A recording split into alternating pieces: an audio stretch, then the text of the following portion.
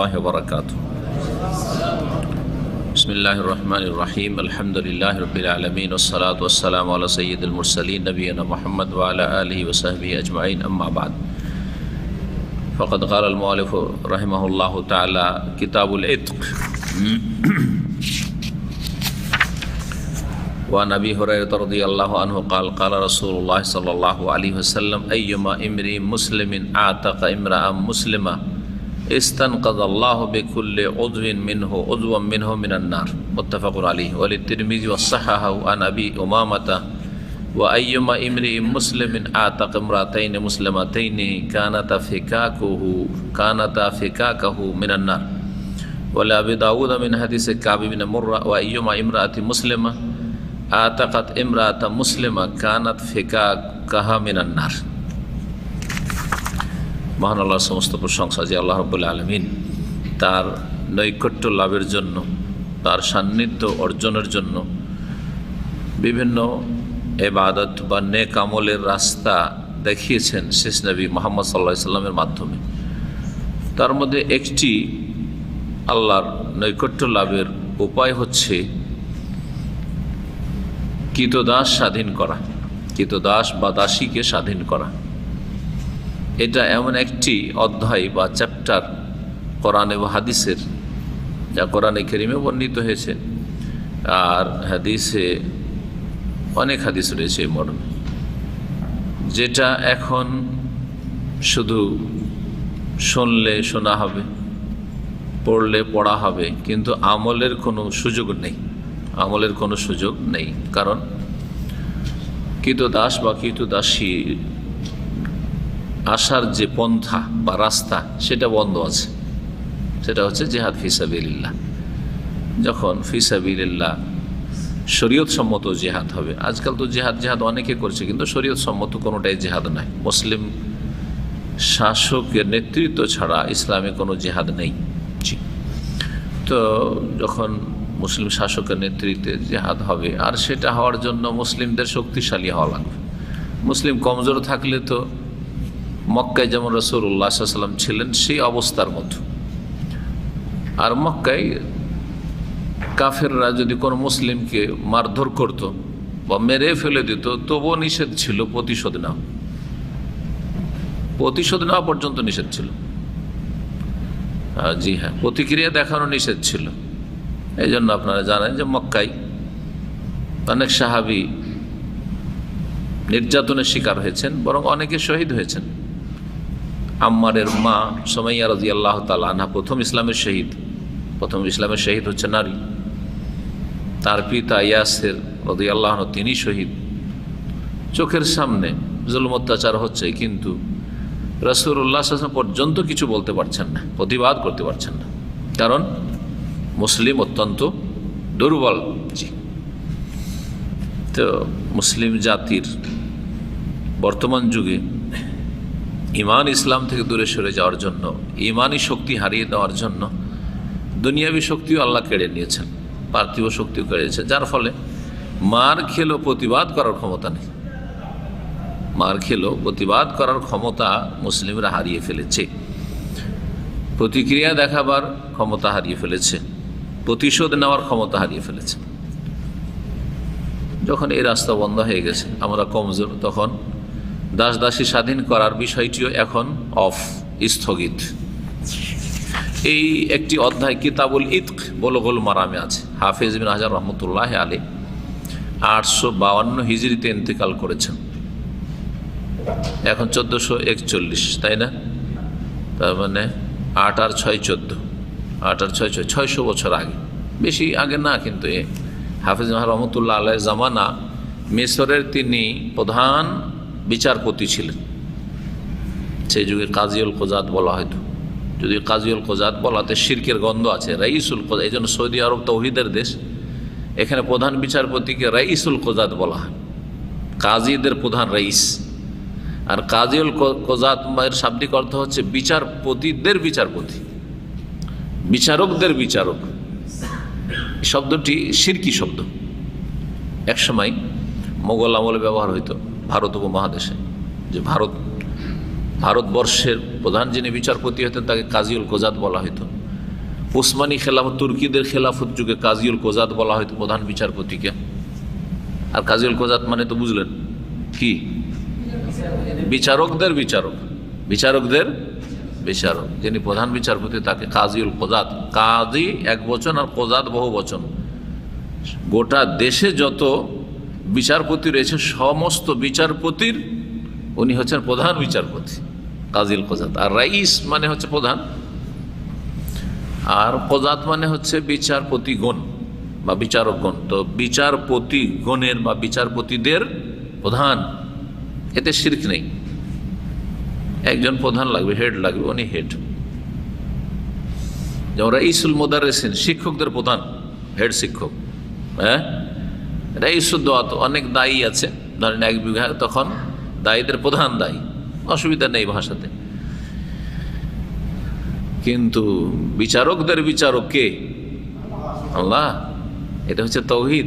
এই শিক্ষা সৌদি আরবে আছে, যার ফলে এক আমলে তৌহিদের জ্ঞানের দুর্বলতার কারণে বা তৌহিদের বাস্তবায়নের দুর্বলতার কারণে, মুসলিম শাসন আমল ছিল ওগুলো, কিন্তু শিরকি শব্দ ব্যবহার করা হয়েছে প্রধান বিচারপতির ক্ষেত্রে, যেটা আল্লাহর গুণ।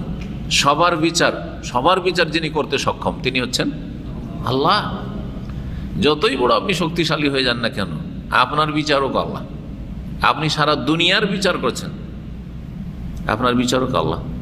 আজকে সারা পৃথিবীর বিচার করার ক্ষমতা, পরাশক্তি আমেরিকা রাখে, যা ইচ্ছাতেই করতে পারে, বিচার করছে, তাই না?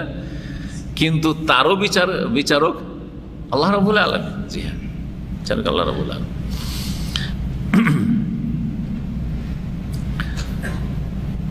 কি বলছিলাম? জি, কার কথা বলছিলাম যে প্রধান বিচারপতি ছিলেন? হাফেজ ইবনে হাজার রহমাতুল্লাহ মিশরের প্রধান বিচারপতি ছিলেন। এখান থেকে এটা বললাম, এটা একটা তৌহিদের একটা গুরুত্বপূর্ণ জ্ঞান।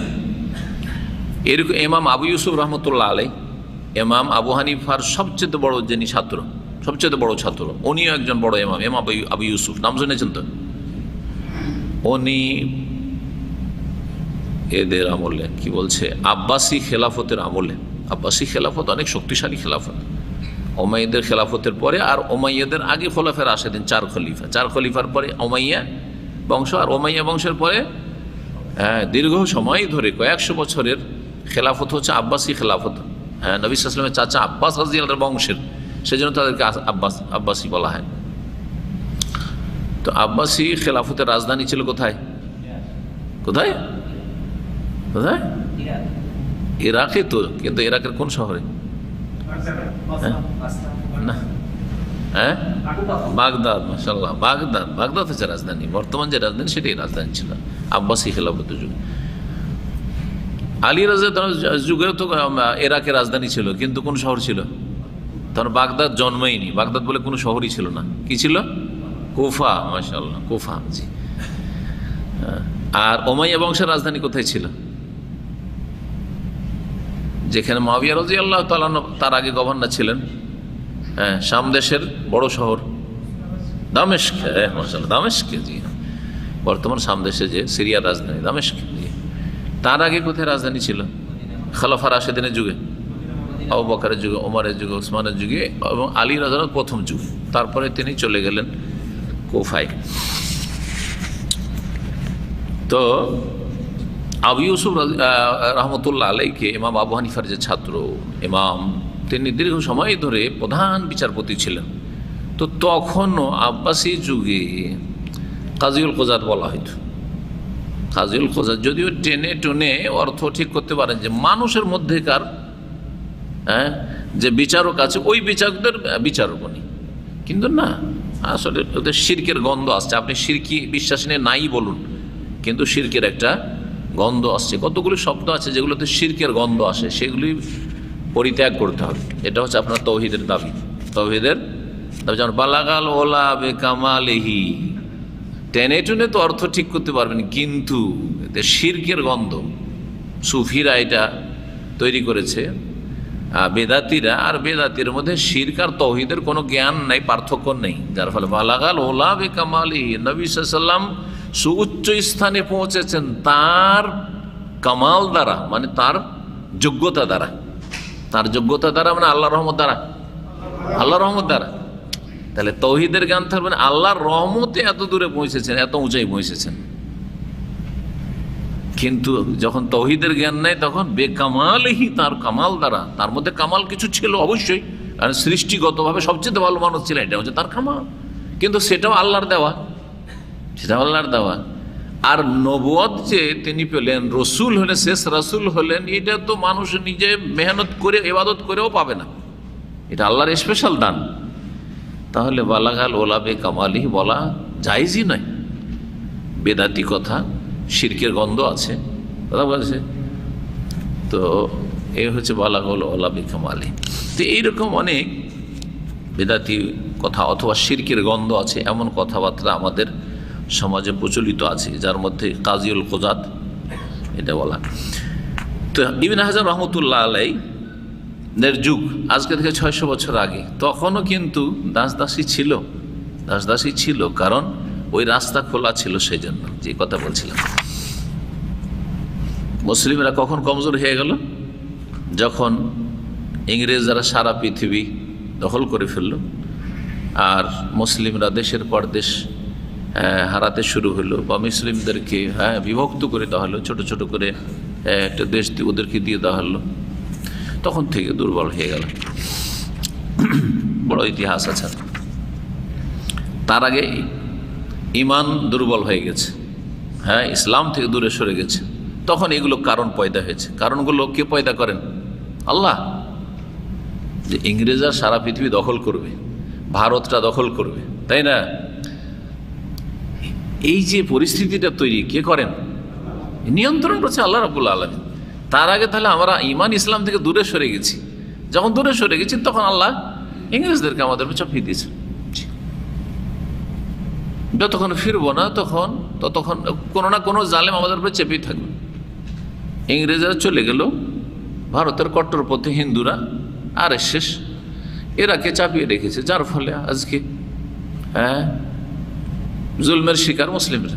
জি হ্যাঁ, অন্য অন্য জায়গায় অন্য অন্য অবস্থা, প্রত্যেক জায়গায় আপন আপন অবস্থা রয়েছে। যেখানে জুলমের শিকার মানুষ, সেখানে মানুষ নিজের পাপাচারের কারণে, অপরাধের কারণে, আল্লাহর দিন থেকে দূরে সরে যাওয়ার কারণে, মসজিদ শূন্য করে দেওয়ার কারণে, মসজিদ ভেঙে দিয়েছে আপনাদের দোষে।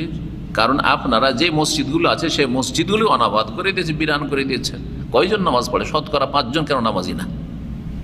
95% নামাজ পড়েন, 5 বেনামাজি থাক, তাহলে এই অবস্থা কোনোদিন তৈরি হবে না। শতকরা যদি 95 নামাজ পড়ে, 95 লাগবে না, 70-80 নামাজ পড়ে, 10-20 যদি নামাজ না পড়ে, তো এইরকম অবস্থা তৈরি হইতো না, এইরকম দুর্গতি হইতো না মুসলিমদের।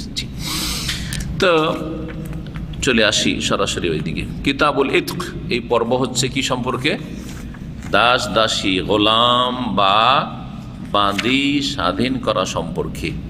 এটি একটি খুব নেক আমল, কারণ আল্লাহ রাব্বুল আলামিন মানুষকে মানুষের গোলাম দেখা পছন্দ করেন না, কিন্তু এটা অগতির গতি, নিরুপায় হয়ে এই রাস্তা, এই বিধান রাখা হয়েছে।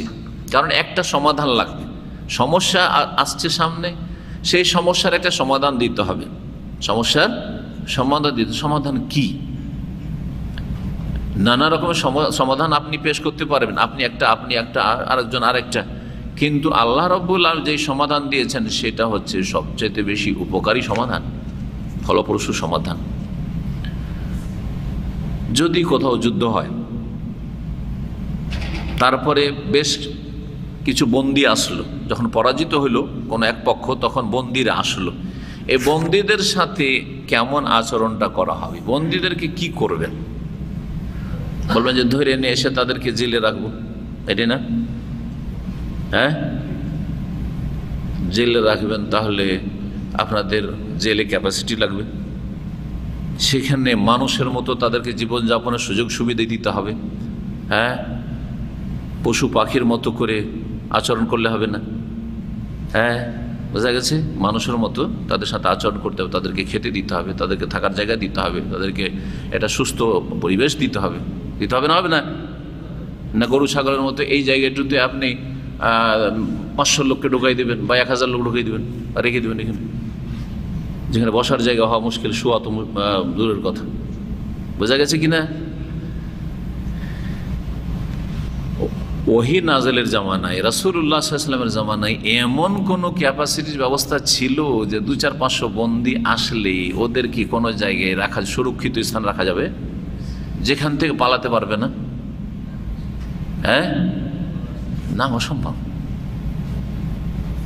জেলখানারই ব্যবস্থা নেই, জেলখানারই ব্যবস্থা নেই।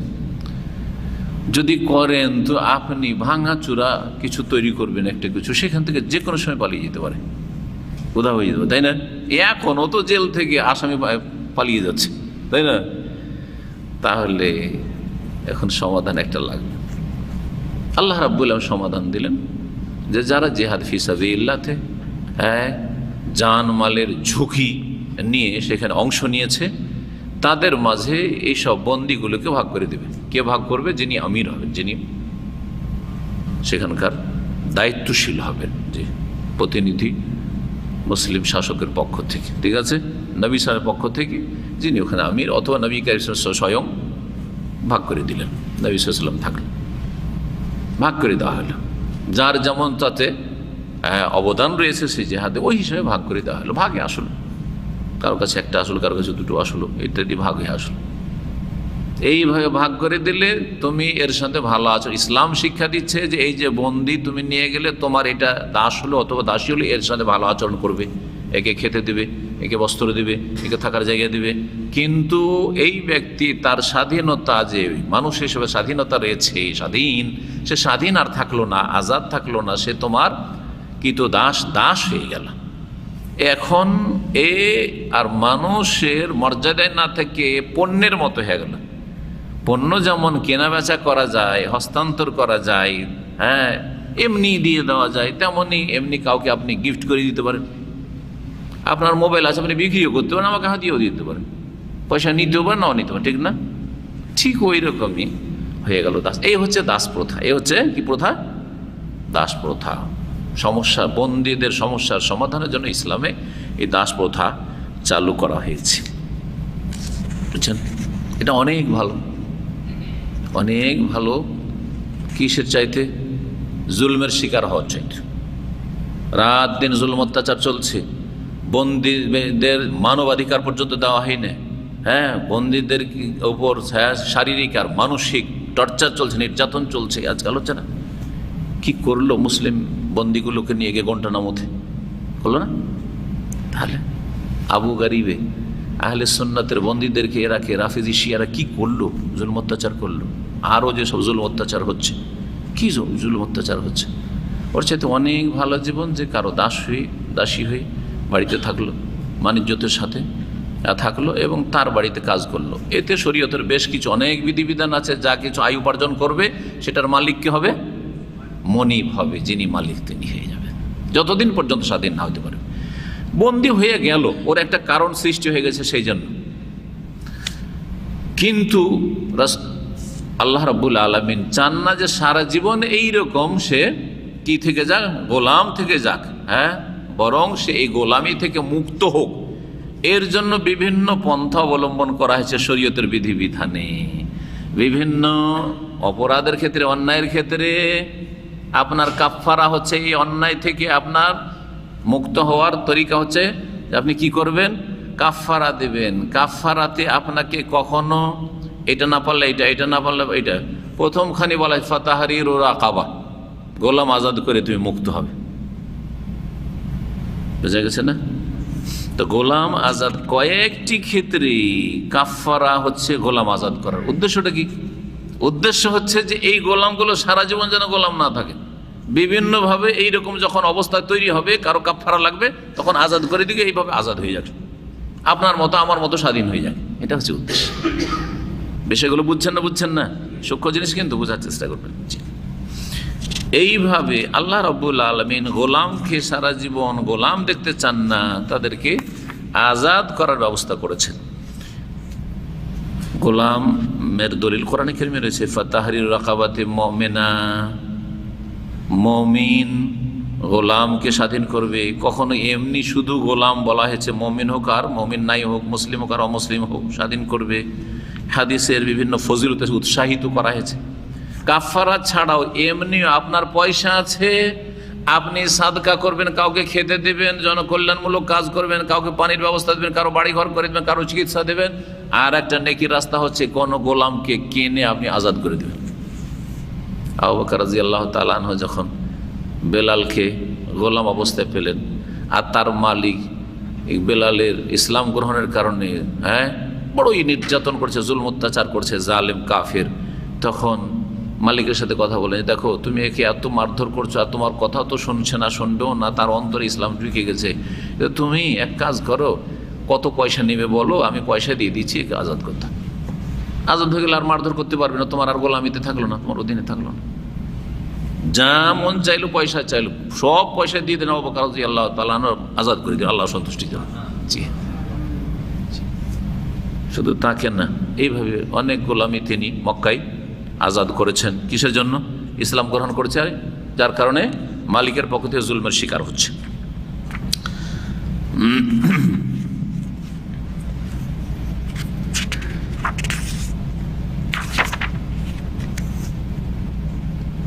চলেন একটা হাদিস আমরা পড়ি, 1233 নম্বর হাদিস আমাদের এই আরবি কিতাবে। ওয়ান আবি হুরায়রা রাদিয়াল্লাহু আনহু, আবু হুরায়রা রাদিয়াল্লাহু তাআলা আনহু থেকে বর্ণিত, কালা বলছেন তিনি যে কালা রাসূলুল্লাহ সাল্লাল্লাহু আলাইহি ওয়াসাল্লাম বলেছেন, আইয়ুমা ইমরি মুসলিমিন আতাকা ইমরা মুসলিমা, যে কোনো মুসলিম মানুষ বা মুসলিম ব্যক্তি যদি কোনো মুসলিম আরেকজন মুসলিম ব্যক্তিকে স্বাধীন করে, আতাকা মানে আজাদ করে, স্বাধীন করে, গোলাম ছিল স্বাধীন করে দেয়, ইস্তানকাযাল্লাহু বিকুল্লি উযবিন মিনহু উযওয়াম মিনহু মিনান নার, তাহলে আল্লাহ মুক্ত করবেন প্রত্যেকটি ওই দাসের প্রত্যেকটি অঙ্গের বিনিময়ে ওই ব্যক্তির যিনি স্বাধীন করলেন গোলামকে, তার প্রত্যেকটি অঙ্গকে মিনান নারে, জাহান্নামের আগুন থেকে। যখন একটা গোলামকে স্বাধীন করলো, তখন মাথা থেকে পা পর্যন্ত যতগুলি অঙ্গ প্রত্যঙ্গ আছে সবগুলিকে কি করলো, সে পুরোটাকে স্বাধীন করলো। তো প্রত্যেকটা অঙ্গকে যে স্বাধীন করে দিল আর ওই লোকটিকে পুরোপুরি স্বাধীন করে দিল, সুতরাং তার বিনিময়ে ওই ব্যক্তি, যে ব্যক্তি গোলাম আজাদ করেছে, তার এক একটি অঙ্গ প্রত্যঙ্গকে আল্লাহ রাব্বুল জাহান্নামের আগুন থেকে কি করে দেবেন, মুক্ত করে দেবেন, নাজাত দিয়ে দিবেন। তার মানে একটা গোলামকে যদি আজাদ করতে পারে, তো সেও জাহান্নামের আগুন থেকে আজাদ হয়ে গেল, নিশ্চিত হয়ে গেল যে আমি আর জাহান্নামের আগুনে যাব না, কারণ আমার প্রত্যেকটা অঙ্গের বিনিময়ে একটা মানুষকে কি করেছি, আমি গোলামি থেকে মুক্ত করেছি। কত বড় ফজিলত, বিশাল ফজিলত। জি, এই জন্য সাহাবায়ে কেরামগণ নবী সাল্লাল্লাহু আলাইহি ওয়াসাল্লাম আজওয়াজ মুতাহারাত দাস দাসীকে স্বাধীন করতেন। মা আয়েশা রাদিয়াল্লাহু তাআলা আনহার এক দাসী ছিল বারিরা অন্য মালিকের আন্ডারে ছিল, আর খুব সুন্দরী মহিলা ছিল, ওর স্বামী ছিল কদাকার কুৎসিত, যুবতী হয়ে আছে, দাসী হয়ে আছে, না মেয়েটাকে আজাদ করে দিই, আল্লাহ সন্তুষ্টির জন্য কেনে আমি আজাদ করে দিই, আর আজাদ করে দিই ভালো ছেলের সাথে বিয়ে হয়ে যাবে। আর যদি ও আগের স্বামীর সাথে থাকতে চাই তো থাকবে, যদি আগের স্বামী থাকে। দেখেন, এইটাও একটা মাসলা, যদি স্বামী স্ত্রী দুজনে থাকে, যখন স্বাধীন করে দেওয়া হবে, তখন যেহেতু স্বাধীন হয়ে গেল, স্ত্রী যদি স্বাধীন হয়ে যায় আর স্বামী হচ্ছে পরাধীন মানে দাস, সুতরাং তখন ইসলাম তাকে স্বাধীনতা দিচ্ছে, এই স্বামীর সাথে থাকতে পারো, কারণ এটা একটা মানহানিরও ব্যাপার স্যাপার আছে, মান সম্মান, যে মহিলা স্বাধীন কিন্তু ওর স্বামী হচ্ছে দাস, ব্যক্তি মালিকানায় নাই তার। ইসলাম তখন স্বাধীনতা দিয়েছে, তুমি এর কাছে থাকতেও পারো। আর যদি মনে করো যে আমি এত ছোট হয়ে থাকবো না, আমি ভালো কোনো ছেলেকে, স্বাধীন ছেলেকে বিয়ে করবো, যে ইনকাম করতে পারবে আর আমার ভরণ পোষণ দিতে পারবে, কারণ এর তো ব্যক্তি মালিকানাই নাই, তাহলে তার কাছে চলে যেতে পারে। প্রথমখানে তাকে অপশন দেওয়া হয়। তো বারি রাদিয়াল্লাহু তাআলা ঘটনা এরকম ছিল। নবী করিম সাল্লাল্লাহু আলাইহি ওয়াসাল্লাম যখন ফজিলতগুলি বললেন, তখন আয়েশা বললেন যে ইয়া রাসূলুল্লাহ, এই যে বারিরা মেয়েটি ইসলাম গ্রহণ করেছে, মুমিনা, একে আমি আল্লাহ সন্তুষ্টির জন্য আজাদ করে দেব। আজাদ করে দিয়েছে, স্বাধীন করে দিয়েছিলেন, কিন্তু স্বাধীন করে দেওয়ার পরেও বারিরা চেয়েছিলেন যে আমি আমার যিনি আজাদ করলেন, এত বড় অনুগ্রহ করলেন আয়েশা রাদিয়াল্লাহু তাআলা আনহা উম্মুল মুমিনিন, তার কাছে আমি থাকবো, তার কাছে প্রায় সময় উঠা বসা করে থাকতেন আজাদ হওয়ার পরে। মানুষের ব্যবহার চরিত্র যদি ভালো হয়, তো ওকে যদি বলেন যে তোমার আমার কাছে থাকার দরকার নেই, তোমাকে ছেড়ে দিবেন, না আপনাকে ছেড়ে আমি যাবো না, আপনার কাছেই থাকবো।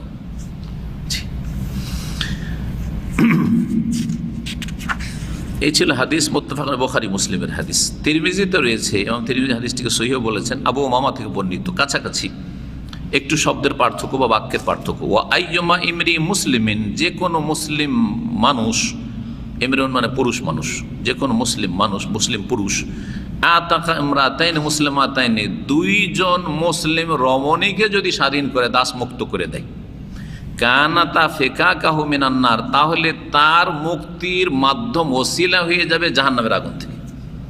জীবনে যদি দুটো দাসীকে স্বাধীন করে দিতে পারে কোনো পুরুষ, তাহলে এটাই কি হয়ে যাবে, তার ওসিলা মাধ্যম হয়ে যাবে কিসের, জাহান্নাম থেকে ছাড় পাওয়ার। ফেকাক মানে ছাড় পাওয়া, ছাড় প্রাপ্তির।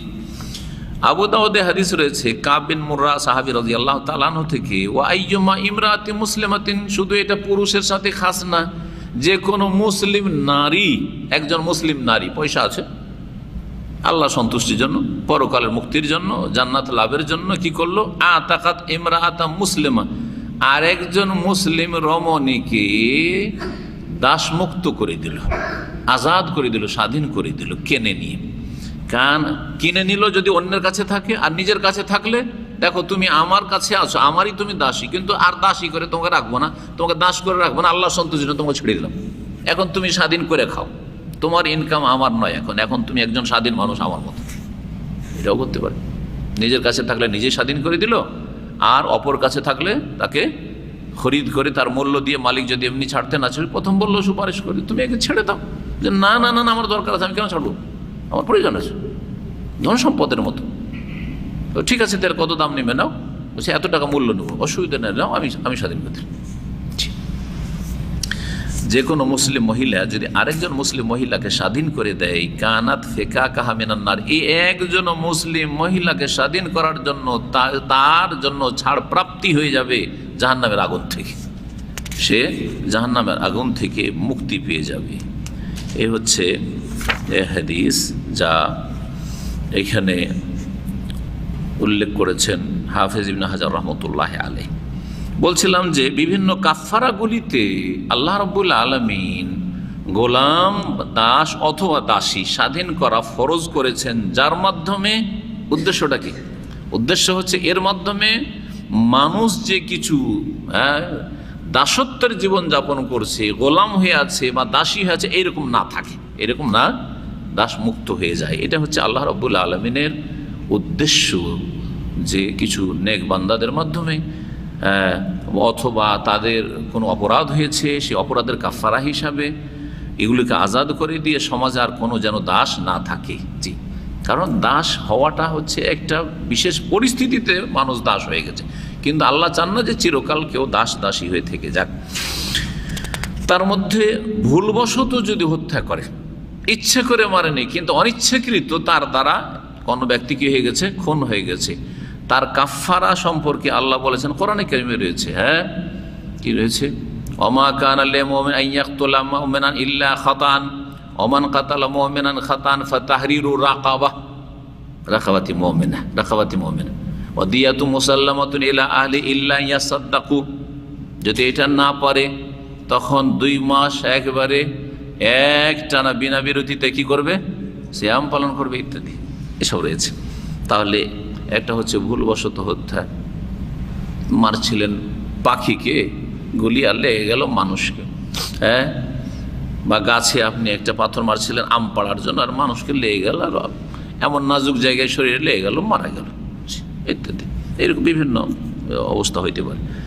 এইরকমই রমজান মাসের দিনে যদি রোজার অবস্থায় স্বামী স্ত্রী সহবাস করে, তো কি কাফার আছে, হ্যাঁ কি না, তার আগে যদি গোলাম থাকে তাহলে গোলাম আজাদ করা, দাসী আজাদ করার, গোলাম নেই তখন আমরা কিসে আসবো, হ্যাঁ 2 মাস কি করো, একটানা রোজা রাখো।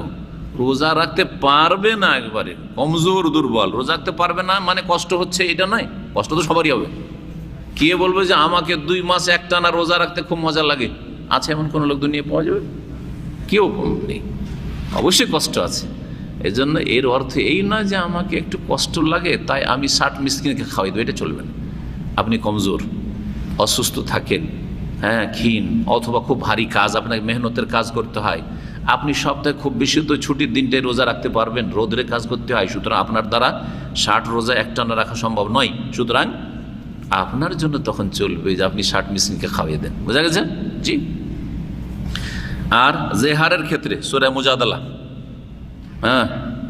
সূরা মুজাদালা, ওয়াল্লাযীনা ইউযাহিরুনা মিন নিসাইহিম সুম্মা ইয়াউদুনা লিমা ক্বালু ফাতাহরিরু রাকাবা, এই যে মিন ক্বাবলি আন তামাস, স্ত্রীকে স্পর্শ, স্ত্রীকে যদি মায়ের দেহের সাথে তুলনা করে, মায়ের পিঠের সাথে আরবরা তুলনা করতো, জাহিলিয়াতের যুগ থেকে এটা চলে আসতো, আনতে আলাইয়া কাজাহারি উম্মি, মানে তুমি আমার মায়ের পিঠের মতো, বা তোমার পিঠটা আমার মায়ের পিঠের মতো, তোমার চেহারাটা আমার মায়ের চেহারার মতো, তোমার বডিটা আমার মায়ের বডির মতো।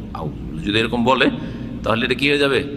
জেহার হয়ে যাবে। উদ্দেশ্য তাদের হয়তো এইভাবে হারাম করে দেওয়া। একটা হচ্ছে তালাক দিয়ে হারাম করা, তালাক দিত না, কিন্তু পানিশমেন্ট হিসাবে জাহিলিয়াতের যুগ থেকে এই প্রচলনটা ছিল আরবদের মধ্যে, শাস্তি স্ত্রীর উপর রেগে গেছে, তখন এই তুমি আনতে আলাইকা জাহারি উম্মি, তুমি হচ্ছে আমার মায়ের পিঠের মতো, মানে আমার মায়ের পিঠ যেমন আমার জন্য হারাম তেমন তুমি আমার জন্য হারাম, উদ্দেশ্য হারাম করা হইতো। জি। জিহারের কাফারাও সেখানে কি বলা হয়েছে? গোলাম আজাদ করো। এর মাধ্যমে অনেক গোলাম স্বাধীন হবে, কারণ এইরকম অপরাধগুলি মানুষ করতেই থাকবে, আর এই গোলামগুলি সমাজ থেকে কী হবে? দাসমুক্ত হবে। এইরকমই কসমের ক্ষেত্রে আল্লাহ কি বলছেন? লা ইউআখিযুকুমুল্লাহু বিল্লাগwi ফি আইমানিকুম ওয়ালাকিন ইউআখিযুকুম বিমা আক্কাদতুমুল আইমান, যদি অকাট্যভাবে তোমরা কসম করো তাহলে আল্লাহ ধরবেন। এখন ধরে নিয়েছেন, কসম করে নিয়েছে, আর কসম টিকাইতে পারলেন না, ভেঙে দিলে কসম, আল্লাহর কসম, বাহরাইন ব্রিজ একবার গেছে আর জীবনে যাব না। জর্দা দিয়ে পান খাওয়া দেশে অভ্যাস ছিল, সৌদি আরবে এসে বলে আল্লাহর কসম আর এই জর্দা পান খাবো না আমি, বা পান খাবো না, সাদা পানও খাবো না আমি। তারপরে কোনো বন্ধু বান্ধবের পাল্লাতে পড়ে আরে একটা খিলি পান, খিলি বলেন না আপনারা, এক খিলি পান খেয়েই ফেললেন আপনি। এখন কি হলো? কাফারা দিতে হবে, কসম ভেঙে ফেললেন, সুতরাং কাফারা দিতে হবে। আল্লাহ বলছেন ফাকাফারাতু ইতআমু আশারাতি মাসাকিন মিন আওসাতি মা তুতঈমুনা আহলিকুম আও কিসওয়াতুহুম আও তাহরিরু রাকাবা। এখানে তিনটাতে কিন্তু আল্লাহ অপশন দিয়েছেন, খেয়ার, চয়েস দিয়েছেন, একবার বাধ্য করেননি যে তোমাকে গোলামি দিতে হবে। গোলাম পেলে, আগের গুলোতে কিন্তু গোলাম পেলে গোলামি দিতে হবে। এখানে আল্লাহ কি বলছেন? হয় 10 জন মিসকিনকে খাবার দাও, ইতআমু আশারাতি মাসাকিন, খাবার দাও 10 জনে, আজকাল 150 রিয়াল মোটামুটি, 15 রিয়াল পার্সেল, মোটামুটি মধ্যম পার্সেল 15 রিয়াল, তাহলে 150 রিয়াল সৌদি আরবে। বোঝা গেছে? একসময় 100 রিয়াল বলতাম, আজকে থেকে 5-7 বছর আমরা 100 রিয়াল বলতাম, 10 টাকাতে মোটামুটি ভালোই খাবার পাওয়া যেত। এখন আর না, 150 রিয়াল তাহলে। আও কিসওয়াতুহুম, অথবা 10 জনের বস্ত্র দাও। 10 জনকে যদি একটা গেঞ্জি একটা লুঙ্গি দেন তাহলে মেলা পড়ে যাবে, বা একটা করে যদি পাঞ্জাবি দেন, পায়জামা দেন, আরও বেশি পড়ে যাবে, জুব্বা দেন, বেশি পড়ে যাবে, তাই না? এক একজনের প্রায় 100 করে লেগে যাবে জুব্বা দিলে, ঠিক না, বা তারও বেশি। সুতরাং আপনি দেখেন কোনটা আপনার জন্য সুবিধা, অপশন দিচ্ছেন। আও কিসওয়াতুহুম আও তাহরিরু রাকাবা, অথবা একটা গোলাম আজাদ করে। আল্লাহ এখানে মুমিন বলেননি, সুতরাং মুমিনও চলতে পারে, আবার কমিনও চলতে পারে, মুসলিমও চলতে পারে, আর কাফেরও চলতে পারে। আও আও অথবা অথবা অথবা, তিনটাতে অপশন। এই তিনটার কোনো একটিও পারলেন না। পয়সা বেশি নেই যে মিসকিন খাওয়াইবেন, অথবা মিসকিনকে কাপড় দেবেন, আর গোলাম তো নেই আজকালকার জামানায়, তাহলে আল্লাহ কি বলছেন? ফাসিয়ামু, কয়টা বললেন? কয়টা রোজা রাখতে হবে? সালাসা, মাশাআল্লাহ, 3টি রোজা রাখতে হবে। এখানে 10 না, কয়টি? 3টি সিয়াম পালন করতে হবে। সিয়াম সালাসাত আইয়াম যালিকা কাফারাতু আইমানিকুম, এগুলি হচ্ছে তোমাদের কসমের কাফারা। ঠিক আছে? এইভাবে আল্লাহ স্বাধীন করতে চেয়েছেন। উদ্দেশ্য হচ্ছে কুল্লু হাদা রাগাবাতুন আকিদা মিনাশ শারির রহিমুল হাকিম, যে আল্লাহ বড় দয়ালু, যিনি প্রজ্ঞাবান, তিনি চান যে মানুষের দাস না হয়ে থাক, মানুষের রবের দাস হয়ে যাক, রবের গোলাম হয়ে যাক। সবাই আল্লাহর গোলাম, সবাই আল্লাহর গোলাম। আমিও আব্দুল্লাহ, আপনিও আব্দুল্লাহ, সবাই এবাদুল্লাহ, এবাদুর রহমান, এবাদুর রহমান, সব মানুষের যেন দাস দাসী হয়ে না থাকে। দ্বিতীয় হাদিসে আসি, 1234 নম্বর হাদিস, আবু যার রাদিয়াল্লাহু তাআলা আনহু থেকে বর্ণিত। তিনি বলছেন যে সালতুন নবী সাল্লাল্লাহু আলাইহি ওয়াসাল্লাম, আমি নবী করিম সাল্লাল্লাহু আলাইহি ওয়াসাল্লামকে জিজ্ঞেস করলাম, আইয়ুল আমালি আফদাল, কোন আমলটা বেশি উৎকৃষ্ট, কোন আমলটা বেশি ভালো উত্তম। পরিস্থিতি বুঝে নবী সাল্লাল্লাহু আলাইহি ওয়াসাল্লাম বলেছেন। বিভিন্ন উত্তরগুলি এসছে, এগুলোতে কোনো দ্বন্দ্ব নাই, কিন্তু যে আরেকটা হাদিসেতে এমন আছে, আরেকটা হাদিসেতে এমন আছে, আরেক হাদিসে এরকম আছে। যেমন অন্য হাদিসে কি রয়েছে, আসসালাতু আলা ওয়াক্তিহা, ওয়াক্ত মোতাবেক নামাজ পড়া সবচেয়ে উত্তম আমল। এখানে কি রয়েছে, ঈমানুন বিল্লাহ, আল্লাহর প্রতি ঈমানটা সবচাইতে উৎকৃষ্ট আমল। আসলে সমস্ত আমলের মধ্যে সবচেয়ে উত্তম আমল হচ্ছে ঈমান, ইসলাম, তাওহীদ, লা ইলাহা ইল্লাল্লাহ এর বাস্তবায়ন। জি, ঈমান বিল্লাহ ও জিহাদ। দ্বিতীয় 2 নম্বরে এখানে ও জিহাদুন ফি সাবিলিহি, নবী সাল্লাল্লাহু আলাইহি ওয়াসাল্লামের জামানায় ঈমানের পরে জিহাদ ফি সাবিলিল্লাহ, এখন বদর উহুদ অনুমতি হয়ে গেছে। মদিনা আসার পরে জিহাদের বিধান নাযিল হয়ে গেছে, অনুমতি বরং ফরজ করে দেওয়া হয়েছে। সুতরাং এখন এটা অত্যন্ত গুরুত্বপূর্ণ। আর মুসলিমরা মোটামুটি এখন যোগ্যতা রাখে প্রতিরোধ গড়ার, প্রতিশোধ নেওয়ার ক্ষমতা রাখে। সুতরাং এখন জিহাদের কথা বলেছেন, 2 নম্বর উত্তর দিয়েছেন। অন্য জায়গায় আরেক লোক এসেছেন, তখন ওকে দেখেছে যে না, এই লোক বাপের একটাই ছেলে, একে জিহাদের কথা বললে হবে না। বাপের একটা ছেলে আবার জিহাদে কেন যাবে? ওর চেয়ে বড় জিহাদ বাড়িতেই আছে, সেটা কি? বাপ মায়ের সেবা করা, বাপ মায়ের পাশে থাকা। সুতরাং বিরুল ওয়ালিদাইন বলেছে, হাদিস আছে না বিরুল ওয়ালিদাইন? জি, সহিহ বুখারী হাদিস। গতকালকে বৃহস্পতি আলোচনা যারা ছেলে শুনেছেন এই হাদিস, জি বিরুল ওয়ালিদাইন, জি ওখানে বলা হয়েছে। একটা লোক ঈমান সম্পর্কে কয়েকদিন হয়ে গেছে, ঈমান তাওহীদ সম্পর্কে শিখে নিয়েছে, কিন্তু এখনো তার নামাজের তরিকা শিখা বাকি আছে, বা নামাজে পাকা হওয়া এখনো বাকি আছে। একটু কিছু মুনাফিক না মদিনায় ছিল, সুতরাং মুনাফিক বংশ থেকে ধরেন ইসলাম গ্রহণ করেছে। তখন তাকে বলেছে, দেখো নামাজে ঢিলামি করা মুনাফিকদের লক্ষণ, আর ওয়াক্ত মোতাবেক পড়া হচ্ছে সবচেয়ে উত্তম আমল। তো মানুষকে দেখে নবী সাল্লাল্লাহু আলাইহি ওয়াসাল্লাম বিভিন্ন আমলের ক্ষেত্রে এটাকে বলেছে বেশি উত্তম, এটা বেশি উত্তম। আপনার জন্য একটা বেশি উত্তম, আমার জন্য আরেকটা বেশি উত্তম। কথা বোঝা গেছে? আপনার জন্য যেটা বেশি উত্তম সেটা আমার জন্য বেশি উত্তম নাও হইতে পারে। জি, এটা পয়সাওয়ালা ব্যক্তির জন্য যেটা বেশি উত্তম, একটা এলিমওয়ালা মানুষের জন্য আরেকটা উত্তম। জি, আমার জন্য এই দ্বীনের শিক্ষা দেওয়াটা বেশি উত্তম, কিন্তু আর একজন লোক মাশাআল্লাহ শারীরিক দিক থেকে খুব বীরপুরুষ, কিন্তু তার কাছে এলেম নেই, ওকে বলবো তোমার জন্য এলেম দেওয়া, মানুষকে এলেম বিতরণ করা বেশি উত্তম বলবো নাকি? না, বলবো যাও তুমি এতে বদর উহুদ করতে, তাই না?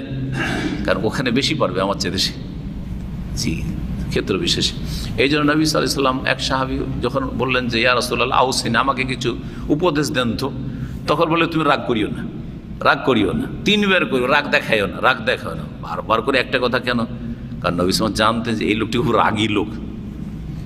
আপনাদেরও যখন কোনো লোককে আমি দেখবো যে এর মেজাজ খুব মানে গরম, হট মেজাজ, তার যদি বলেন যে আমাকে কিছু নসিহত করেন, তো বলবো যে দেশে যাচ্ছ, রাগ করিও না বেশি, রাগটা দেখায়ও না। কারণ রাগ মানুষকে লজ্জিত করবে, অনুতপ্ত করবে। কিন্তু যার রাগ ঠান্ডা, ওকে আবার এটা নসিহত করে লাভ কি? একেবারে ঠান্ডা লোক, ও রাগেই না, ওকে রাগাইলেও রাগবে না। কিন্তু আরেকটা ত্রুটি আছে, তখন যেটা ত্রুটি আছে ওইটা বেশি ফজিলত বলতে হবে ওকে। এটা হচ্ছে হেকমা ফির দাওয়া, দাওয়ার ক্ষেত্রে কৌশল বা হেকমত। নবী সাল্লাল্লাহু আলাইহি ওয়াসাল্লাম সবচেয়ে বড় হাকিম ছিলেন আল্লাহর পরে দাওয়াতের ময়দানে। জি, আপনাকে ওই রকম আপনার গ্রামে গিয়ে যখন দাওয়াত দিবেন, তখন দেখবেন যে আমার গ্রামে বড় রোগ কি আছে। বড় রোগ বেনামাজি হওয়া না বড় রোগ শিরিক? যদি দেখেন যে আমার গ্রামের লোক সব আহলে হাদিস, তো ওখানে মাজার পূজার আলোচনা করে লাভ নেই, পীর পূজার আলোচনা করে লাভ নেই, কারণ দরকারই নেই। ওরা পীরও ধরে না, মাজারও যায় না, কিন্তু নামাজ পড়ে না আহলে হাদিস। নামাজের গুরুত্ব নিয়ে আলোচনা করতে। আহলে হাদিস মসজিদে গিয়ে দেখেছে যে ফাঁকা ফিল্ড, এখানে মাজারওয়ালাদেরকে যতই গালমন্দ করি আর যতই ধুই নেই দিই, কেউ প্রতিক্রিয়া দেখাবে না, আমার কোনো ভয় নেই। তখন একেবারে মাজার পূজার বক্তব্য আহলে হাদিস গ্রামে ভুল বক্তব্য করছেন। আপনি জুমার খুতবা দিতে গিয়ে আপনি খুব ঝাড়ছেন, লাভ নেই, কিচ্ছু লাভ নেই। কথা বোঝা গেছে না? যখন যেমন রোগ হবে তেমন তখন ওষুধ দিতে হবে। 3 নম্বরে কুলতু ফাইজুর রেকাব আফজাল, কোন কোন দাস স্বাধীন করা, রেকাব, রেকাব বলা হয় গর্দনকে, ঘাড়কে। তো মানুষের একটা অঙ্গ বলে গোটা শরীরকে উদ্দেশ্য করা হয়। এজন্য কোরআনে কারিমে রয়েছে অফির রেকাবে, জাকাত খরচ করা যাবে। জাকাতের একটা খাত বা একটা ক্ষেত্র হচ্ছে কি, গোলাম আজাদ করা, দাসমুক্ত করা। সূরা তাওবার আয়াত নম্বর 60। কার মুখস্থ আছে? মুখস্থ? কেন মুখস্থ নেই কেন? ইন্নামাস সাদাকাতু লিল ফুকারাই ওয়াল মাসাকিনে ওয়াল আমিলিনা আলাইহা ওয়াল মুআল্লাফাতি কুলুবুহুম ওয়াফির রিকাবে। এই 5 নম্বর অফির রিকাবে, গর্দন আজাদ করা। শাব্দিক অর্থ হচ্ছে গর্দন আজাদ করা। গর্দন আজাদ করা মানে কি?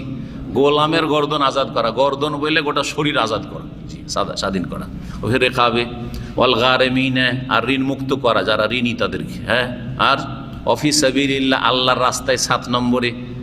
আর অবনি সাবিল, আর মুসাফির, মুসাফির পথিক এসছে বিদেশে, আর তারপরে টাকা নেই, পয়সা নেই, বাড়ির সাথে যোগাযোগ নেই, অথবা বাড়িতে টাকা নেই যে ওকে দিতে পারবে, এখান থেকে তাকে দেশে পাঠাইতে হবে। তাই এখানে এসেছে অনেকে প্রবাসী, এরকম অবস্থায় আছে। প্রবাসী এসে কোনো কাজ কাম পায়নি, অবৈধ হয়ে গেছে, এখন দেশে যাবে। দেশে এমন অভাব যে দেশ থেকে যে টাকা আনিয়ে যাবে তারও ক্ষমতা নেই, তাইলে ওকে টাকা দেওয়া জাকাত থেকে দেওয়া যাবে। তখন এখানে 8 নম্বর এটা। তো বলছেন ফাইয়ুর রিকাবে আফজালু, কোন গোলামকে স্বাধীন করাটা বেশি উত্তম? গোলাম তো স্বাধীন করব, কিন্তু কোন ধরনের গোলামকে স্বাধীন করলে বেশি নেকি পাবো? কাল আগলাহা সামানান, যে গোলামের মূল্য বেশি। ওয়া আনফাসুহা ইনদা আহলিহা, যেটা গোলামের মালিক মনিবের কাছে বেশি প্রিয়। বেশি প্রিয় যেটা, সেটা ছাড়তে চাইবে না সহজে। যদি ছাড়াইতে হয় তাহলে অনেক মূল্য দিতে হবে। ওদের কাছ থেকে উদ্ধার করাটা যেমন তেমন কথা নয়, সেই জন্য এর জন্য বেশি খরচের প্রয়োজন। তাহলে বেশি খরচ করে যদি কোনো কাজ করা যায় তাহলে বেশি সওয়াব রয়েছে। যত বেশি খরচ করে কাজ করবেন তত বেশি সওয়াব রয়েছে, তবে সেটা অপচয় না হয়, সেটা অপচয় না হয়। জি হ্যাঁ, কারণ কোনো ক্ষেত্রে আমরা অপচয় পর্যন্ত পৌঁছে যাই। একটা পাকা মসজিদই যথেষ্ট, কিন্তু মসজিদকে এত সাজায়, এত সাজায়, এত সাজায় যে ওতে 1 মিলিয়ন না 3 মিলিয়ন খরচ করে। আউযুবিল্লাহ, এই 1 মিলিয়ন দিয়ে অন্য জায়গাতে 10টা মসজিদ হইতো, 20টা মসজিদ হইতো, সেখানে একটা মসজিদে 3 মিলিয়ন। অবাক করার মতো কথা। তো কখনো কখনো এইরকম কাজগুলি আজকালকার জামানায় অপচয় চলে যাচ্ছে। নেকির কাজ কিন্তু অপচয় চলে যাচ্ছে। মুত্তাফাক বুখারী মুসলিমের হাদিস। এই হাদিসে যেটা দেখানো হলো সেটা হচ্ছে গোলাম আজাদ করা, আর ক্ষেত্রে উত্তম গোলাম হচ্ছে যার দাম বেশি। যে যত বেশি পয়সা খরচ করে নেকির কাজ করবে তত বেশি সওয়াব হবে। জি,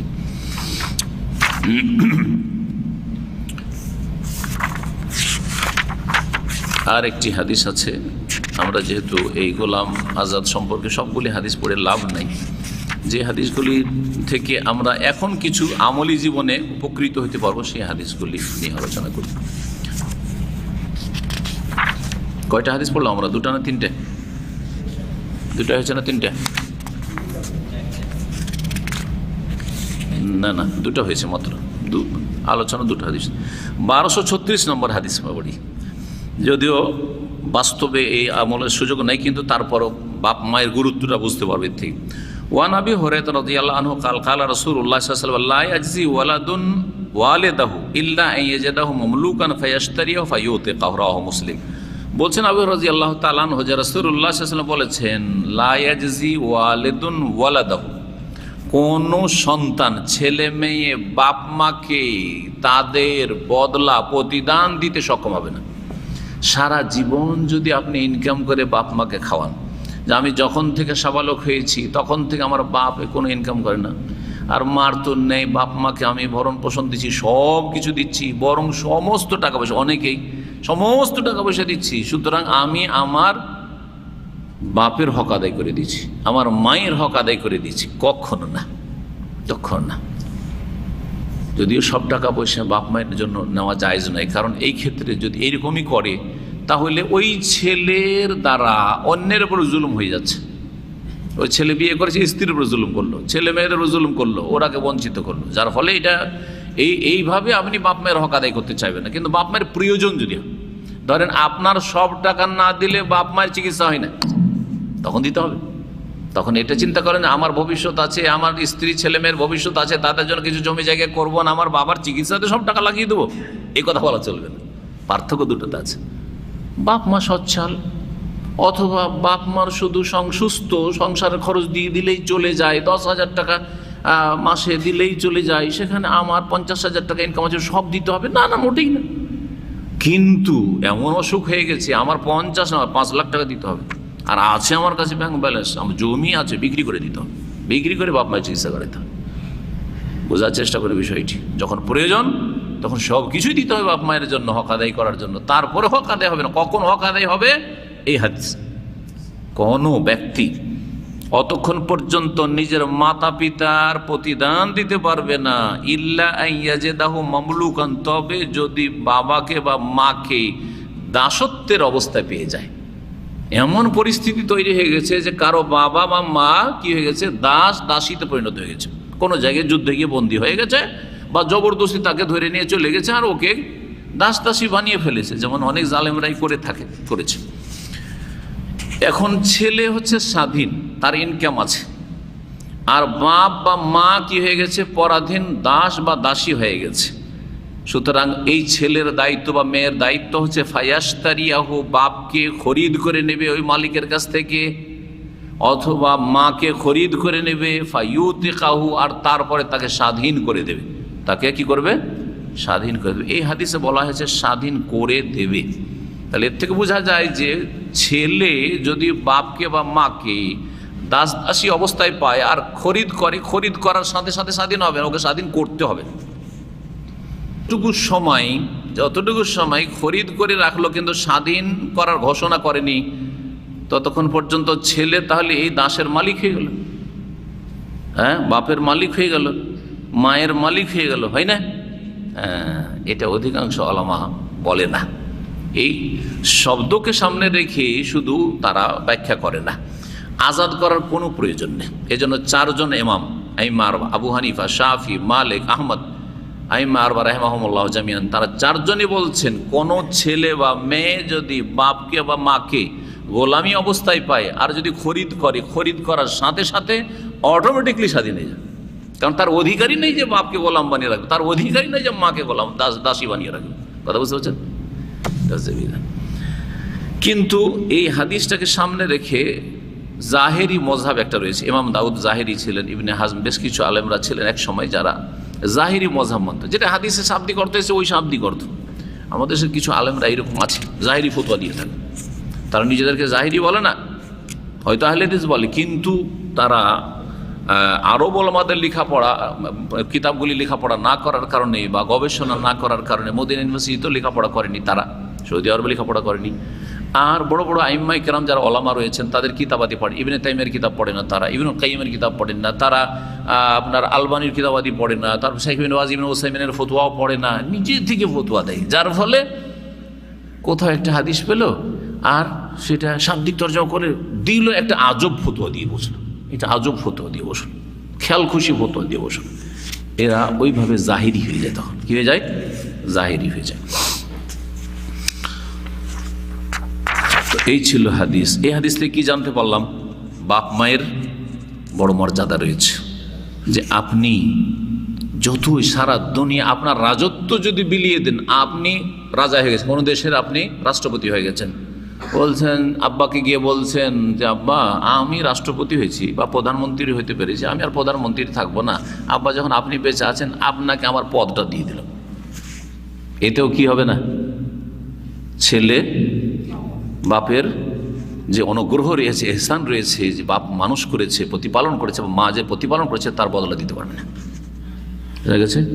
কিন্তু দাস অবস্থায় যদি পেয়ে যায়, দাস অবস্থায় যদি পেয়ে যায়, তাহলে স্বাধীন করে দিতে পারে, কিনে নিতে পারে, তাহলে হক আদায় করলো, সে একটা হক আদায় করলো বাপের বা মায়ের। জি, কত বড় মর্যাদা রয়েছে। সরি দেন, পানি দরকার নেই। শেষ একটি হাদিস, 1246 নম্বর হাদিস, বাবা 46 নম্বর। এই কি বলেন, 46 বলেন না 46 বলেন আপনারা? হ্যাঁ, হ্যাঁ 46, এটাই বেশি শুদ্ধ। অনেকে শুদ্ধ বলেন না, বলেন আমাদেরটা ঠিক 46। হ্যাঁ, আন আমর ইবনে আল হারিস আখি জুয়াইরাতা উম্মুল মুমিনিন রাদিয়াল্লাহু আনহু ওয়া রাদিয়াল্লাহু আনহুমা ক্বালা মা তারাকা রাসূলুল্লাহ সাল্লাল্লাহু আলাইহি ওয়াসাল্লাম ইনদা মাউতিহি দিরহামান ওয়ালা দিনারান ওয়ালা আবদান ওয়ালা আমাতান ওয়ালা শাইআন ইল্লা বাগলাতাহুল বায়দা ওয়া সিলাহু ওয়া আরদান জাআলাহা সাদাকা, রাওয়াহুল বুখারী। এই শেষ হাদিস আমর ইবনে হারিস রাদিয়াল্লাহু তাআলা আনহু থেকে বর্ণিত। হারিসের ছেলে আমর, যিনি হচ্ছেন উম্মুল মুমিনিন নবী সাল্লাল্লাহু আলাইহি ওয়াসাল্লামের বিবি জুয়াইরিয়া রাদিয়াল্লাহু তাআলা আনহার ভাই, সহোদর ভাই। জুয়াইরিয়া নবী সাল্লাল্লাহু আলাইহি ওয়াসাল্লাম একজন বিবি ছিলেন না, যাকে স্বাধীন করে বিয়ে করেছিলেন, হ্যাঁ বিবাহ করেছিলেন। তো এই জুয়াইরিয়া রাদিয়াল্লাহু তাআলা আনহা জুয়াইরা বিনতুল হারিস আর আমর ইবনে হারিস ভাই বোন। তিনি এই হাদিসে বর্ণনাকারী কি বলছেন, মা তারাকা রাসূলুল্লাহ সাল্লাল্লাহু ইনদা মাউতিহি, রাসূলুল্লাহ সাল্লাল্লাহু আলাইহি ওয়াসাল্লাম তার ইন্তেকালের সময় কিছুই ছেড়ে যাননি, কিছুই ছিল না বাড়িতে। দিরহামান, না একটা টাকা ছিল, রৌপ্য মুদ্রা ছিল, ওয়ালা দিনারান, না কোনো স্বর্ণ মুদ্রা একটা বাড়িতে ছিল, ওয়ালা আবদান, না কোনো দাস ছিল যে সেই দাসের মালিক রাসূলুল্লাহ সাল্লাল্লাহু আলাইহি ওয়াসাল্লাম, সে দাসেরও একটা মূল্য আছে, ওয়ালা আমাতান, না কোনো দাসী ছিল, ওয়ালা শাইআন, এমন কোনো কিছুই বাড়িতে ছিল না। জি, খাবার দাবার ব্যবস্থা ছিল না বাড়িতে, না কোনো আটা ছিল বাড়িতে, কোনো কিছুই ছিল না। জব ছিল, গম ছিল, খেজুর ছিল, কোনো কিছুই ছিল না। ইল্লা বাগলাতাহুল বায়দা, ইন্তেকালের সময় তার শুধুমাত্র কি ছিল, তিনটি জিনিস ছিল, শুনে রাখেন। একটা সাদা খচ্চর ছিল। সাদা কি ছিল? খচ্চর। খচ্চর কে বুঝে? একজন বলবে, চলো একজন বলে, সবাই মিলে না। খচ্চর ঘোড়ার চাইতে, ঘোড়ার চাইতে ছোট, আর গাধার চাইতে বড়। এমনটা হয় কি করে জানেন? কি করে জানা আছে? হ্যাঁ,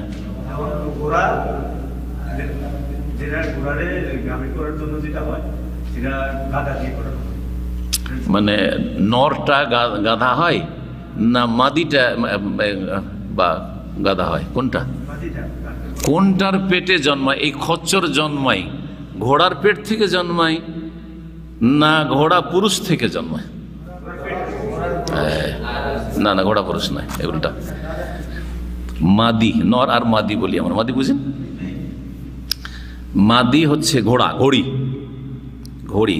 আর ঘড়ির সাথে সহবাস করে, মিলন করে কে? গাধা।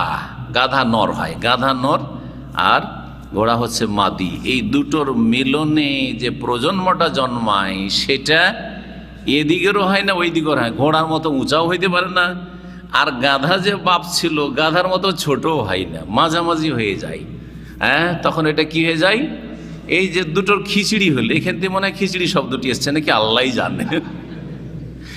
খিচড়ি হয়ে গেল, এই খচ্চর, খচ্চর হয়ে গেল। কথা বোঝা গেছে? কারণ ওর নাম হচ্ছে কি? বাংলা উর্দুতে কি বলা হয় ওকে? খচ্চর বলা হয়, আরবিতে বাগলা। জি, বাগল বা বাগলাতুন। তো সাদা রঙের একটি খচ্চর ছিল রাসূলুল্লাহ সাল্লাল্লাহু আলাইহি ওয়াসাল্লাম। রাসূলুল্লাহ সাল্লাল্লাহু আলাইহি ওয়াসাল্লাম একটা খচ্চর ছিল। কোনো কোনো সময় একটা গাধাও থেকে, গাধার পিঠে হচ্ছে পেয়েছেন। জি হ্যাঁ, উটের পিঠে হচ্ছে পেয়েছেন। কাসওয়া উট, উট নিজেই উটের পিঠে চেপে হজের সফরে গেছেন। ও সেলাহ, কিন্তু শেষ সময়ে কিছুই ছিল না, শুধু একটি কি ছিল? খচ্চর। এক। দুই নম্বর, ওয়াসেলাহ, তার একটা অস্ত্র ছিল, তরবারি ছিল একটা, যেটা দিয়ে জিহাদের ময়দানে যেতেন, জিহাদ করতে। একটা তরবারি অস্ত্র ছিল, এটা আল্লাহর দিনের জন্য রাখা হয়েছে। খচ্চরটা আল্লাহর দিনের জন্যই রাখা হয়েছিল, কিন্তু ছিল। ও আরদান, আর একটা জমি ছিল, একটা জমি ছিল। যেই জমিটা কোথায় ছিল? মদিনায় নয়, মদিনা না, মদিনা থেকে কয়েকশো কিলোমিটার দূরে, খাইবার থেকে কাছাকাছি একটা এলাকা, যে এলাকার নাম হচ্ছে ফেদাক। শুনে রাখেন, ফেদাক এলাকা। এই ফেদাক এলাকা বর্তমান ম্যাপে হায়েল শহর তো জানেন না? হায়েল শহর থেকে 250 কিলোমিটার দক্ষিণ পশ্চিমে, হায়েল শহর থেকে 250 কিলোমিটার দূরে দক্ষিণ পশ্চিমে, আর খাইবারের কাছাকাছি, খাইবার থেকে সামান্য কিছু দূরে একটা এলাকা, যে এলাকা ফেদাক। আর এই এলাকায় অনেক খেজুর গাছ রয়েছে, এখনও খেজুর বাগান রয়েছে, তখনও খুব খেজুর বাগান ছিল। আর অনেক ঝর্ণা রয়েছে, পানি পর্যাপ্ত পরিমাণে সেখানে পাওয়া যায়। আর যেখানে পানি হয় সেখানে কিন্তু গাছপালা জন্মায়, সবুজ এলাকা হয়। তো এই ফেদাকের একটা জমি রাসূলুল্লাহ সাল্লাল্লাহু আলাইহি ওয়াসাল্লামের ছিল, ইন্তেকালের সময় ভাগ করে ফেদাকে অনেক জমি জায়গায় পেয়েছিলেন ফাইয়ের সম্পদে। সাহাবায়ে কেরামদের মাঝে বা হাশিম নবী সাল্লাল্লাহু আলাইহি ওয়াসাল্লামের বংশ ভাগ করে দিয়েছিলেন, আর ভাগ করে দিয়ে তার কাছে ছিল একটা অংশ, যা আল্লাহ সাদাকা, যেটাকে তিনি ওয়াকফ করে দিয়ে সাদাকা করে দিয়েছিলেন। কি করে দিয়েছিলেন? ওয়াকফ করে দিয়েছিলেন, যেটাকে এখানে সাদাকা বলা হয়েছে, হাদিস সহিহ বুখারী। এই ফেদাকের ধন সম্পদ বা জমিগুলো কিভাবে পাওয়া গেছিল? খেজুর বাগানগুলি। রাসূলুল্লাহ যখন খাইবারের যুদ্ধ করলেন, খাইবারের যুদ্ধ কোন সালে হয়েছে? দেখি সিরাতুন নবী কতটা কে জানেন, কোন সালে খাইবারের যুদ্ধ হয়েছে? হ্যাঁ, এগুলো খুব সহজ জিনিস, কিন্তু খুব মনে রাখা যায়। না, জিহাদ ফরজ হলো দ্বিতীয় হিজরিতে, ঠিক আছে, সিরিয়াল মনে রাখেন, তাহলে মনে রাখছে। দ্বিতীয় হিজরিতে বদর হয়েছে, দ্বিতীয় হিজরিতে কি হয়েছে? বদর। তৃতীয় হিজরিতে অহদ হয়েছে। চতুর্থ হিজরিতে আপনার দ্বিতীয় বদর হওয়ার কথা, বদরের সানিয়া, দ্বিতীয় বদর, মানে বদরে এসে প্রতিশোধ নেব বলে গেছিল, কিন্তু ওরা আসেনি, তো এটাকে বদরের সানিয়া বলা হয়। ওই বছরে এমন কোনো জেহাদ হয়নি, কিন্তু হওয়ার সম্ভাবনা ছিল। আর পঞ্চম হিজরিতে খন্দক, এই যে পরীক্ষা খনন, খন্দকের যুদ্ধ মদিনাতেই যে পরীক্ষা খনন হয়েছে। আর তারপরে ষষ্ঠ হিজরিতে হুদাইবিয়ার সন্ধি হয়েছে, মনে রাখেন সিরিয়াল, হুদাইবিয়ার সন্ধি, ওই যে উমরাতে গিয়েছিলেন, তারপরে যে ঢুকতে দিল না কাফেররা, তখন ওখান থেকে সন্ধি করে ফিরে আসলেন। ষষ্ঠ হিজরিতে হুদাইবিয়ার সন্ধি হলো। সপ্তম হিজরিতে খাইবারের যুদ্ধ, সপ্তম হিজরিতে খাইবারের যুদ্ধ হয়েছে। অষ্টম হিজরিতে মক্কা বিজয় হয়েছে, বোঝা গেছে না? অষ্টম হিজরিতে মক্কা বিজয়। তারপরে নবম হিজরিতে বা অষ্টম হিজরির শেষের দিকে এই হুনাইনের যুদ্ধ, এগুলো হয়েছে। আর দশম হিজরিতে আর আবু বকর সিদ্দিক রাদিয়াল্লাহু তাআলা হজ ওই বছর হয়েছে, প্রথম বছরে নবম হিজরিতে হজে গেছিলেন আবু বকর সিদ্দিক রাদিয়াল্লাহু তাআলা, তাকে পাঠিয়েছিলেন কিছু ঘোষণা করার জন্য, আর আলী রাদিয়াল্লাহু তাআলা পাঠিয়েছিলেন। আর দশম হিজরিতে হাজ্জাতুল ওয়াদা, বিদায় হজ হয়েছে। সিরিয়াল দেখেন, বলে দিলাম।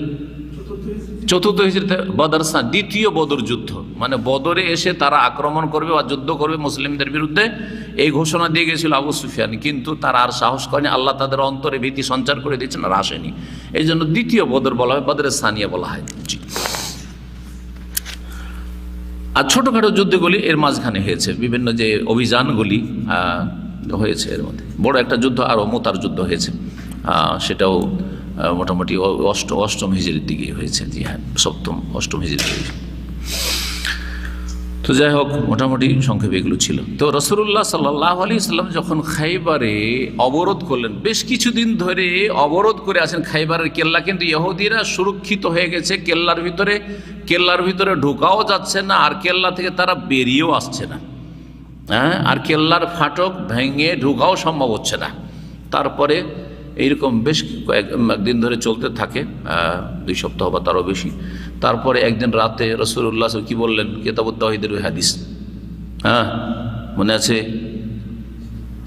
লাউতিয়ান্না রায়াতা গাদান রাজুলান ইউহিব্বুল্লাহ ওয়া রাসূলুহু ওয়া ইউহিব্বুহুল্লাহ ওয়া রাসূলুহু, আগামীকালকে এমন একজনের হাতে পতাকা তুলে দেব, এমন একজনের হাতে পতাকা তুলে দেব যে আল্লাহ এবং রসুলকে খুব ভালোবাসে, আর তাকেও আল্লাহ এবং তার রসুল খুব ভালোবাসে। ইয়াফতাহুল্লাহ আলিয়াদে, তার হাতে আল্লাহ বিজয় অবশ্যই আগামীকালকে দেবেন, ভবিষ্যৎবাণী করেছিলেন। ফজর হয়েছে আর সবাই ছুটে এসেছে যে দেখি এই পতাকা পাই কিনা। নেতৃত্ব লোভ না, কি যে আমার হাতে খাইবার বিজয় হবে, এত বড় একটা খেদমত করতে পারবো যদি এই চান্সটা পেয়ে যায়। সবাই আগে বেড়ে এসে বসে আছে মাথা উঠিয়ে, যে হয়তো আমাকে তাকাইছে, যে আমাকে তাড়াতাড়ি করে চিনে নেবে, যে এসো তুমি এসো। কিন্তু কাউকে দিচ্ছেন না, বলছেন আইনা কে, আলী কোথায়, আইনা আলী কোথায়? আরে আলীকে কেন দেখতে পাই না? সবাই আছে, আবু বকর আছে, অমুক আছে, তমুক আছে, উমর আছে, আলী কোথায়? তখন কি বলেছিলেন উত্তরে? ওয়াস্তা কি আইনাই হে, তার চোখ উঠেছে, চোখ খুলতে পারছেন না, জানি। যাও তারপরও নিয়ে এসো। নিয়ে আসা হলো না? হাদিস জানা আছে না? নাই, নিয়ে আসা হলো। তখন কি করলেন রাসূলুল্লাহ সাল্লাল্লাহু আলাইহি ওয়াসাল্লাম? ফাবাসাকা ফি আইনাইহি, দুই চোখে থু দিয়ে দিলেন, সুবহানাল্লাহ। ফাবারিয়া, সাথে সাথেই নিরাময় হয়ে গেল, ভালো হয়ে গেল। কাল্লাম ইয়াকুন বিহি ওয়াজন, মনে হচ্ছে চোখ উঠেই নি তার। আল্লাহু আকবার, চোখ উঠেই সাথে সাথে চোখ ভালো হয়ে গেল। আল্লাহু আকবার। ঈশ্বর নবী করিম সাল্লাল্লাহু আলাইহি সাল্লামের দুয়ার বরকত এবং থুথু মোবারকের বরকত। আল্লাহ ভালো হলো। তারপরে বললেন যে যাও, হ্যাঁ যাও, তুমি ধীর স্থিরের সাথে যাবে, শান্ত হয়ে যাবে, আর তারপর তাদেরকে ইসলামের দাওয়াত দেবে। কারণ আমাদের উদ্দেশ্য মানুষ মারা নয়। আল্লাহ যদি তাদের একজনকে হেদায়েত করে জান্নাতের রাস্তায় লাগিয়ে দেয়, এটা তোমার কাছে কিসের চাইতে উত্তম? আল্লাহ উঠের চাইতেও লা ইয়াহদি আল্লাহু বিকা রাজুলান ওয়াহিদান খায়রুল লাকা মিন হুমুরিন নাম। তো এই বলেছিলেন। তো খাইবারের যুদ্ধে যখন এইরকম বিজয় কাছাকাছি আর ইহুদিরা এখানে সুরক্ষিত, সেই সময় ফেদাকে কিছু ইহুদি বসবাস করত। ফেদাক একটা গ্রাম, সেই গ্রামে ইহুদি বসবাস করত। ওই ইহুদিরা ভয় পেয়ে গেল আগে যে খাইবারের উপর আক্রমণ হয়ে গেছে, আর খাইবার তো মুসলিমরা দখল করেই নেবে, আর তারপরেই তো আমাদেরকে টার্গেট করতে পারে, কারণ খাইবার থেকে কাছেই। সুতরাং আমরা এইসব লড়াই টড়াই না গিয়ে আমরা পারবো না। আগে থেকে তারা প্রস্তাব করলো, নবী সাল্লাল্লাহু আলাইহি ওয়াসাল্লামের কাছে দূত পাঠাইলো যে আমরা এখানকার যে জমি জায়গা আছে, এইটার ফসল থেকে একটা বড় অংশ আপনাদেরকে দিয়ে দিলাম। এইভাবে সন্ধি করে নিয়েছিল তারা। আর ওখান থেকে অনেক ফায়ের ধন সম্পদ পেয়েছে, ফায়ের ধন সম্পদ জমি জায়গা পেয়েছিলেন। সেগুলি ভাগ করে দিয়েছে রাসূলুল্লাহ সাল্লাল্লাহু আলাইহি ওয়াসাল্লাম। তার একটা অংশ কার কাছে ছিল? রাসূলুল্লাহ সাল্লাল্লাহু আলাইহি ওয়াসাল্লাম। সেটাও ওয়াকফ ছিল, সেটাও ছিল নবী সাল্লাল্লাহু আলাইহি ওয়াসাল্লামের কাছে, কিন্তু সেটা সাদাকা করে দিয়েছেন। মানে নবী সাল্লাল্লাহু আলাইহি ওয়াসাল্লামের ইন্তেকাল হলে তার যদি পরিত্যক্ত কিছু ধন সম্পদ থাকে, সেটার কেউ মালিক হতে পারবে না। শুধু শেষ নবী না, প্রত্যেক নবীর ক্ষেত্রে আল্লাহর বিধান এটি। এই বিধান জানেন? এই মাসলা কোনোদিন শোনেন নাই? হাদিসটা শুনে আপনাদেরকে। নবী সাল্লাল্লাহু আলাইহি ওয়াসাল্লাম বলতেন, নাহনু মাশিরুল আম্বিয়া, আমরা হচ্ছি নবীদের দল। শুধু নিজে না, বলছেন নাহনু, আমরা যত নবী আছি নবীদের দল। লা নু রেসো লা নু রাসো, আমরা ওয়ারেসও হই না কারো, আর আমরা কাউকে ওয়ারেসও বানাই না। আমাদের কিছু যদি বেঁচেও যায়, থেকেও যায় পরিত্যক্ত ধন, কোনো ব্যক্তিকে উত্তরাধিকারী বানাই না আমরা। মা তারাক নাহু ফাহুয়া সাদাকা, যা কিছু আমাদের পরিত্যক্ত ধন থাকবে তা কি হয়ে যাবে? সাদাকা হয়ে যাবে ফি সাবিলিল্লাহ। এখান থেকে গরিব দুঃখী অসহায় যারা আছে, যাদের প্রয়োজন রয়েছে, তারা উপকৃত হবে, কিন্তু সেটার কেউ মালিক হতে পারবে, সেটার কেউ মালিক হতে পারবে না। এই কারণেই আবু বকর সিদ্দিক রাদিয়াল্লাহু তাআলা আনহুর খেলাফত আমলে ফাতেমা রাদিয়াল্লাহু, এই মাসলাটা কিন্তু এই হাদিসটা জানতেন না। বারবার করে এসে মানে চাপ সৃষ্টি করা, তারপরে বারবার করে পিড়াপিড়ি করা যে আমার বাবার সম্পদ ফেদাকে আছে, ওইটা দিয়ে দেন। কিন্তু আবু বকর সিদ্দিক রাদিয়াল্লাহু তাআলা এই হাদিস জানা রয়েছে যে আমরা নবীদের তো আল্লাহ নূরেছে, কেউ ওয়ারিস হইতে পারবে না আমাদের ধন সম্পদের। মা তারাকনাও, যা কিছু আমরা ছাড়বো তা কি হয়ে যাবে?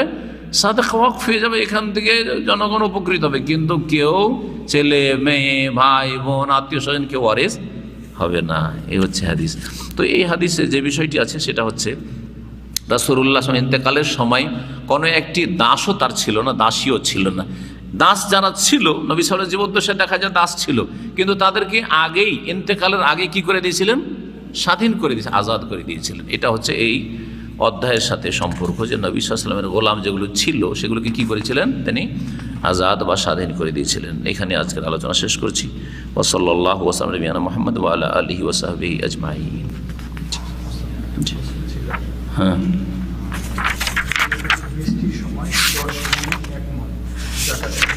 বৃষ্টির সময় নয়, যেই ফসল মানুষের মেহনত, মানে সেচের ক্ষেত্রে মেহনত ছাড়া মাটিতে রস আছে অথবা আকাশের পানিতে, বৃষ্টি জরুরি নয়, হয়তো এমনি রসাল মাটি, নিচে মাটি বা কিছু মাটি আছে যেগুলো সব রসাল হয়ে থাকে, তো রসাল মাটির এমনি মাটির রসেই হয়তো ফসল হয়ে যাচ্ছে, অথবা আকাশের বৃষ্টিতে, অথবা কোনো জায়গাতে পানি, বন্যার সময় পানি বয়ে আসলো আর ওই তারপরে আর পানি দেওয়াই লাগলো না, ফসল হয়ে গেল, তাহলে তাতে কি রয়েছে? ওসর। ওসর মানে 10 ভাগের 1 ভাগ, 10 মনে 1 মণ দিতে হবে। আর ওমা সুকিয়া বিন নাযহি হাদিসে রয়েছে, যদি সেচ করতে হয়, যেমন আজকাল পাম্পসেট মেশিন দিয়ে বা যেভাবে হোক না কেন কি করতে হচ্ছে? মেহনত পরিশ্রম করে খরচা করে সেচ করতে হচ্ছে। আজকাল গম চাষ হচ্ছে বা ধান চাষ হচ্ছে, সবগুলি সেচ করে কতবার করে পানি দিতে হচ্ছে।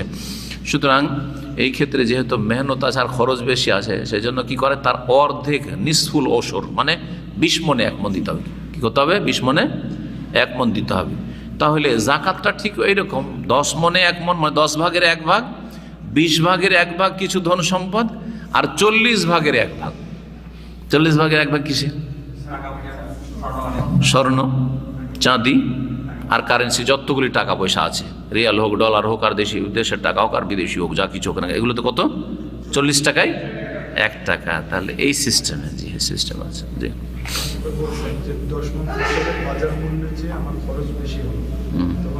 দিতে হয় নেশাবে যদি পৌঁছে যায়।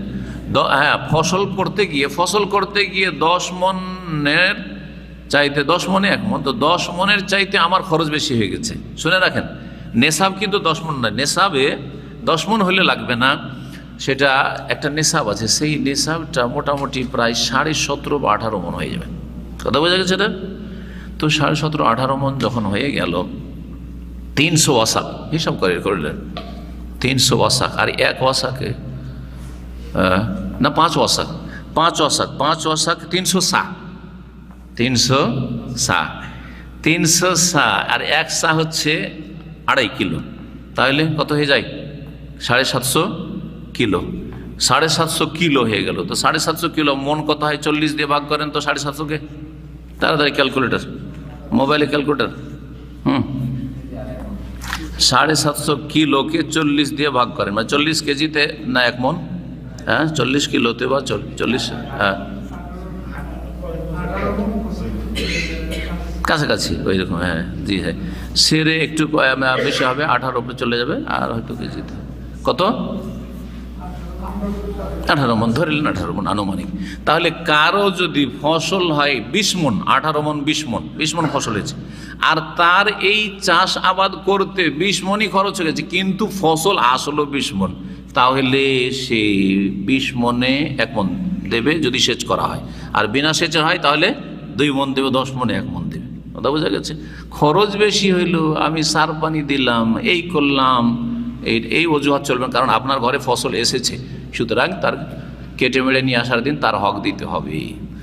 যদি দেখেন যেহেতু তো আমার পোষাইলো না, তাহলে ওর চাইতে খরচ বেশি হয়েছে, তাহলে চাষাবাদ করিয়েন না, বাদ দেন। যেমন আজকাল লোকেরা বাদ দিয়ে দিয়েছে, আমাদের জমি জায়গা থেকে চাষাবাদ বাদ দিয়ে দিয়েছি। এলাকার লোকজন গরিবদের দেওয়া আছে, কখনো কেউ দেয়, কখনো দেয়ও না, কখনো কেউ দেয়, কখনো কেউ দেয়ও না। ওই ফসল হলে যেটা বললো সেটা, ওর খোঁজও নিতে যেন কতটা হয়েছে না হয়েছে, বলছে 10 মণ হয়েছে, 10 মণ হয়েছে, কতটি দেবো আপনাকে? 2 মণ দিব, 2 মণ ধরিয়ে দিল, বাকিটা ওর। কথা বোঝা গেছে? কারণ এক সময় ছিল যে চাষিরা মোটামুটি ভালোই খেত। আমার মনে পড়ছে, আমার মামাদের অনেক জমি জায়গা ছিল, তো তাদের 400-500 মণ করে গম হইতো। তখন গমের যুগ ছিল, এত ধান, এই ধান, এই নতুন ধান শুরু হয়নি, তখন ওই আউশ ধান ছিল, যার ফলে ওটার ফলন বেশি হতো না, কিন্তু গম হইতো। আরে বিশাল বিশাল গোলা ভর্তি গম, আর গমের খড়ের পালা, পালার পালা।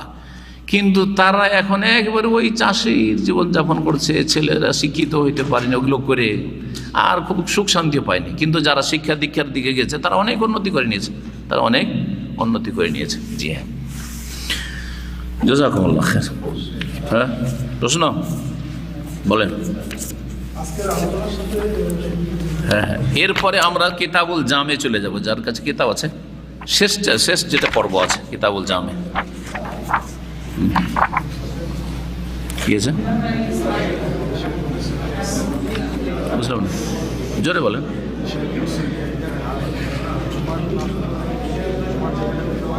হ্যাঁ, দেশের কোন সহি আকীদার আলেম যেখানে জুমার খুতবা দেন ওখানে বালাগুল ওলা পড়েন, ভুল করেন, উনি এই মাসলা জানেন না, অথবা এর অর্থ বুঝেন না। হ্যাঁ, আর সহি আকীদা বললেই যে সহি আকীদা হচ্ছে জরুরি না। আমাদের দেশে অনেক জাল আকীদার লোককে সহি আকীদার লোক বলা হচ্ছে। এটা একটা ব্যবসা, ধর্ম ব্যবসায় পরিণত হয়েছে সহি আকীদার লেভেলটি। জি, ইখওয়ানি জামাতি সহি আকীদা, তবলিগ হাসা তবলিগের সাথে মহব্বত বলছে সহি আকীদা। কিসের সহি আকীদা হয়েছে? এখন সহি আকীদা ঠিক হয়নি।